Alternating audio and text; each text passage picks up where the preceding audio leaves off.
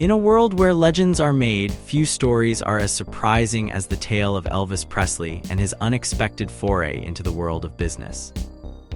It all started with a dream to create a racquetball center that would be the talk of Memphis. But this story doesn't end with glamour and glory. It dives deep into the gritty reality of business failures, legal battles, and personal conflicts. Everything began when Elvis, along with friends Joe McMahon and Dean Stockwell, decided to invest in the Racquet Ball of Memphis, Inc. They envisioned a place where racquetball enthusiasts could gather, compete, and celebrate the sport. However, things took a dramatic turn when Elvis suddenly pulled out of the project. The reason? A disagreement that would lead to a chain of events few could have predicted. Elvis was not just a singer, he was a man of influence and wealth.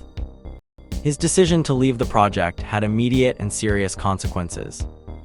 The group had already started using the name Presley's Center Courts, Inc., and had even changed their logo.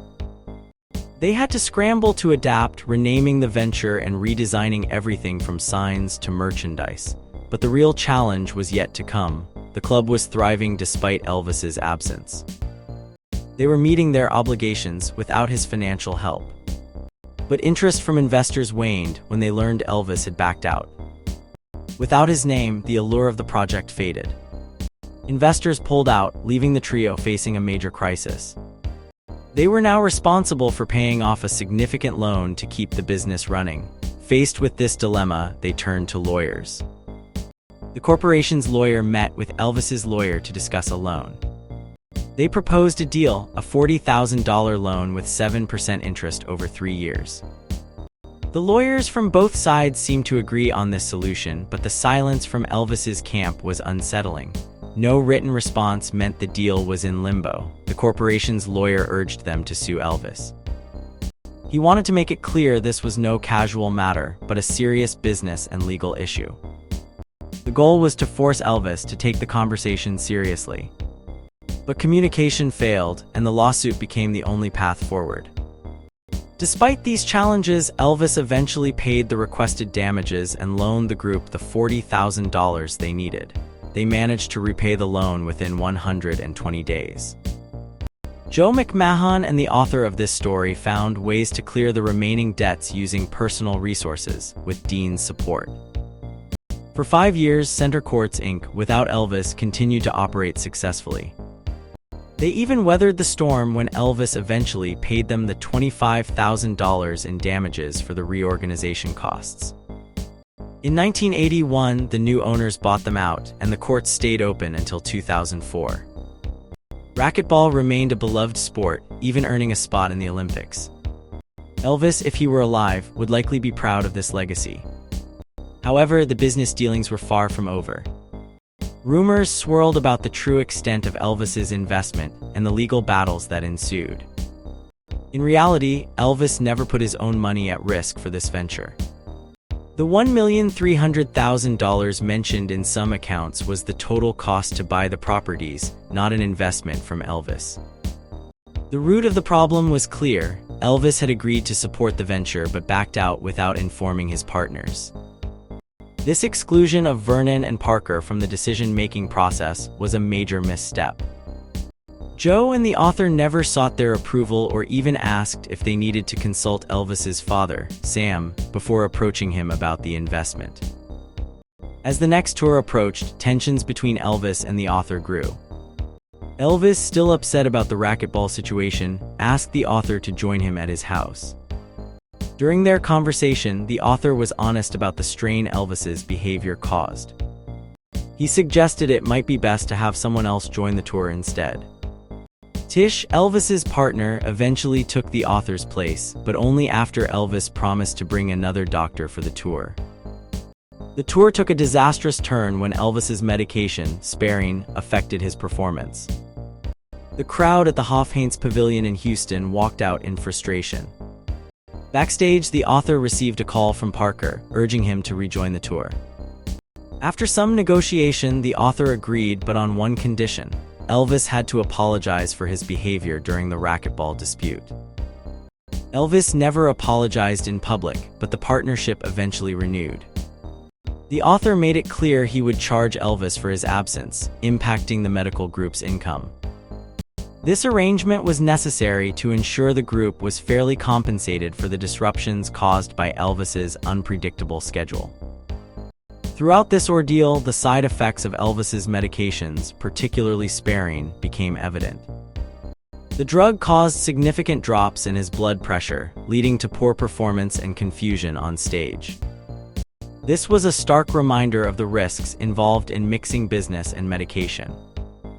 This tale of Elvis and his ill-fated racquetball venture is a cautionary story about the complexities of business partnerships and the unforeseen consequences of personal conflicts. It shows that even legends can stumble when faced with the harsh realities of running a business. During this period, Elvis was dealing with a lot on and off stage. His doctor, trying to help him manage his chronic stomach issues, prescribed a medication called Donatal. This medicine combined a barbiturate, which is a sedative, with an antispasmodic to help with his irritable bowel syndrome. However, the catch was that it took some time for the medicine to start working. This meant that when Elvis took it, it often left him feeling dazed, affecting his speech and movement, especially when he had to perform on stage soon after.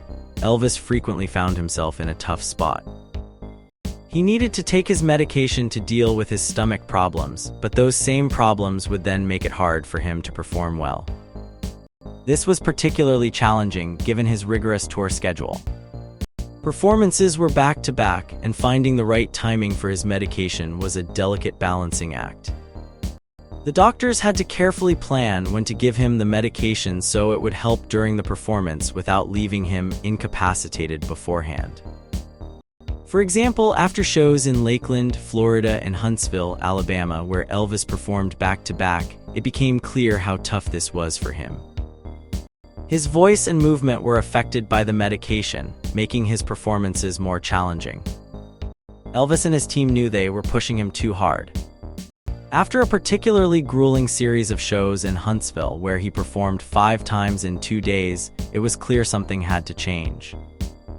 The doctor involved, trying to help Elvis manage his condition and his demanding schedule, decided it was time to stop having him perform double shows on the road. This decision was a turning point, indicating the toll his lifestyle was taking on his health and well-being. Meanwhile, Elvis's personal life was also undergoing changes. In mid-October, as they began another tour, Elvis found himself in a challenging situation at Graceland. After a particularly intense performance in Evansville, Indiana, he was eager to escape the pressure. He took off for Vail with Lisa Marie and Linda, seeking some respite.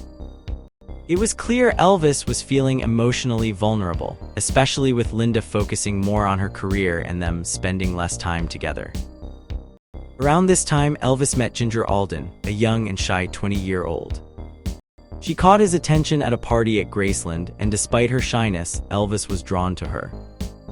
Their first date, accompanied by Dean, hinted at a potential new chapter in Elvis's personal life. Ginger was different from other women Elvis had dated. She wasn't overly focused on pleasing him and had her own independence.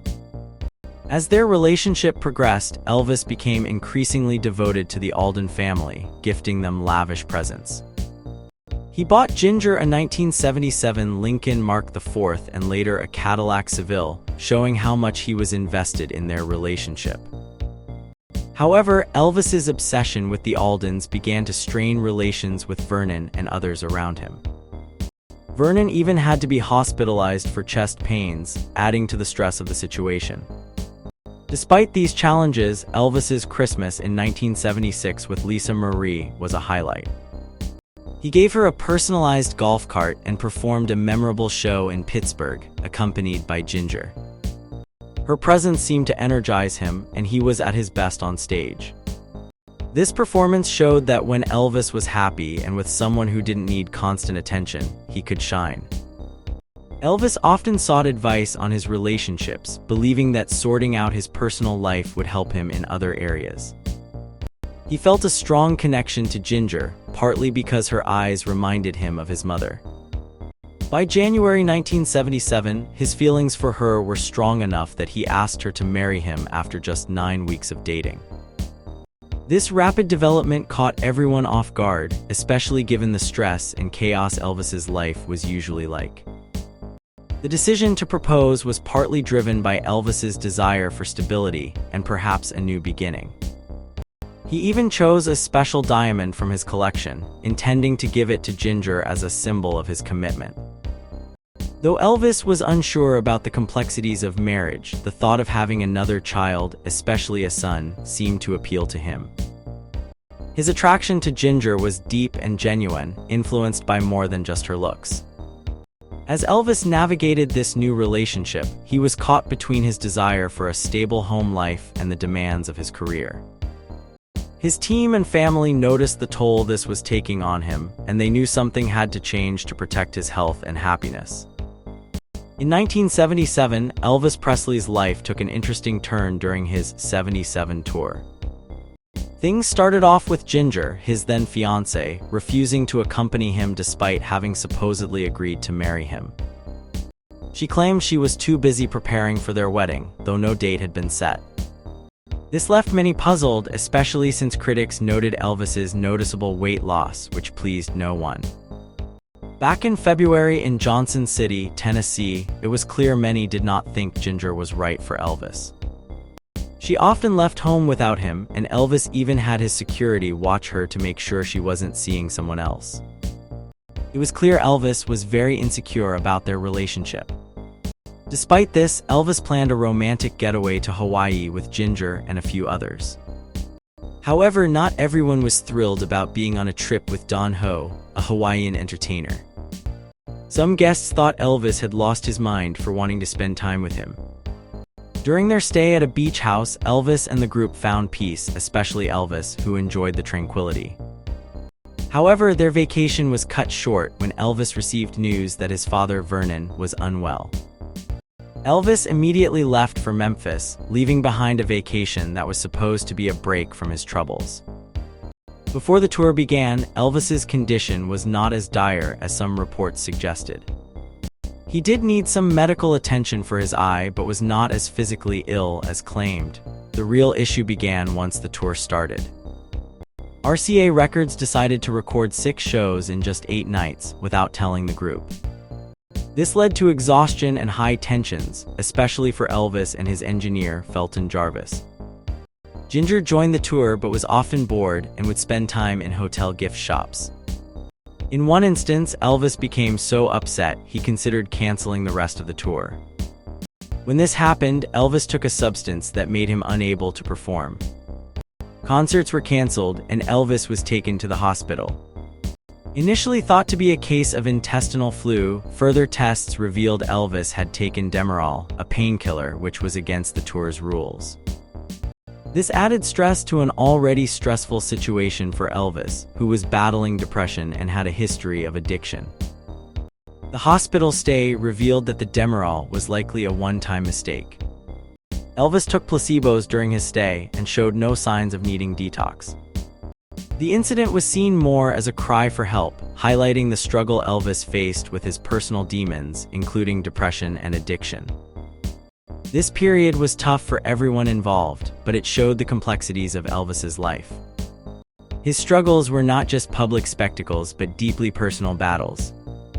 As he recovered, it was evident that despite the chaos, Elvis's spirit and desire for connection remained strong, even if his path to managing his challenges was fraught with difficulties.